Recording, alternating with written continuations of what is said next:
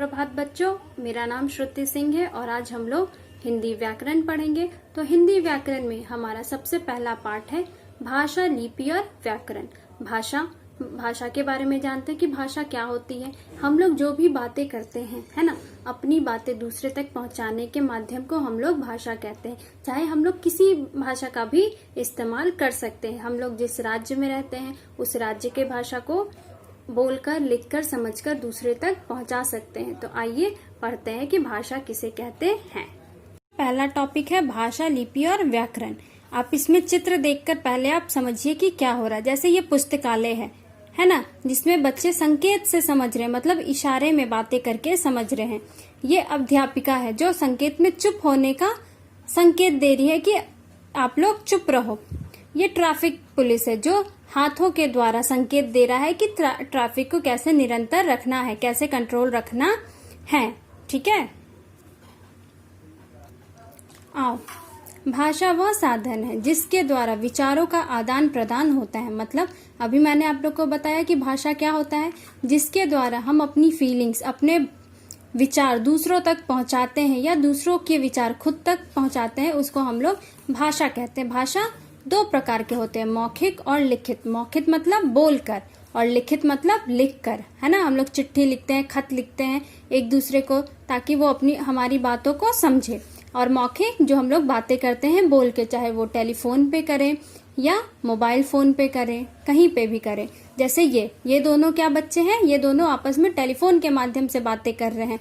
ये सुनकर, जैसे हम लोग जब टीवी देखते हैं तो सुनते हैं ना, हम लोग बोल तो नहीं सकते, लेकिन उसमें क्या होता है, सुनाई देता है, जिसकी वजह से हमें सब कुछ समझ में आ रहा है। देखो, बोलकर अपनी बात कहना, दूसरों की बात सुनना, सुनकर समझना मौखिक भाषा कहलाती है ना। जैसे बोलकर हम लोग अपने दोस्त से, अपने मम्मी पापा से जैसे बात करते हैं ना, तो बोलकर बात करते हैं, तो उसे क्या हुआ, मौखिक भाषा कहते हैं, उसे मौखिक भाषा कहते हैं। अब आयो लिखित भाषा। लिखित भाषा लिखकर अपनी बात दूसरों को समझाना और पढ़कर दूसरों की बात समझना लिखित भाषा कहलाता है। मतलब हम किसी को चिट्ठी लिखते हैं, किसी को खत लिखते हैं, तो वो दूसरे तक पहुंचती है ना, वो उस चिट्ठी को पढ़ के हमारी बात समझता है, या अगर दूसरा लोग हमें कोई चिट्ठी लिखता है तो उसकी बात हम समझते हैं। तो उसी को हम लोग कहते हैं लिखित भाषा। हमारे देश की भाषाएं, है ना, हमारे देश में बहुत सारी भाषाएं बोली जाती हैं, लेकिन हिंदी जो हमारा मातृभाषा है वो क्या है, हिंदी है।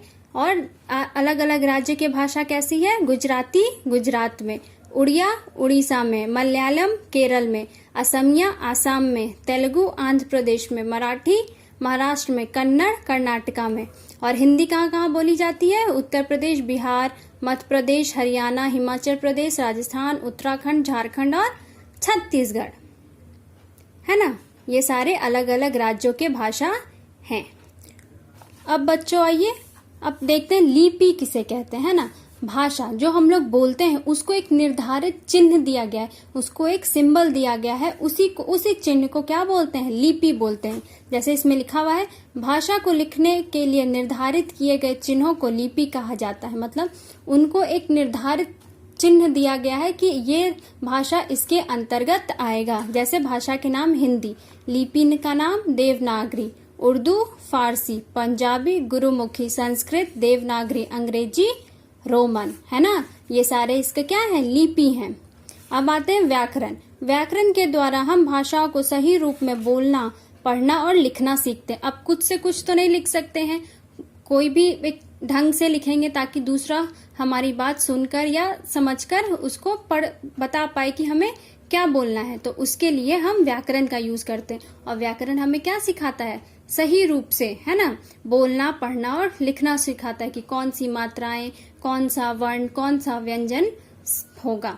ठीक है, तो आप लोगों का होमवर्क है कि आप लोग इसको एक बार अपने घर में चैप्टर पढ़िएगा ताकि आप लोगों को अच्छे से और समझ में आए।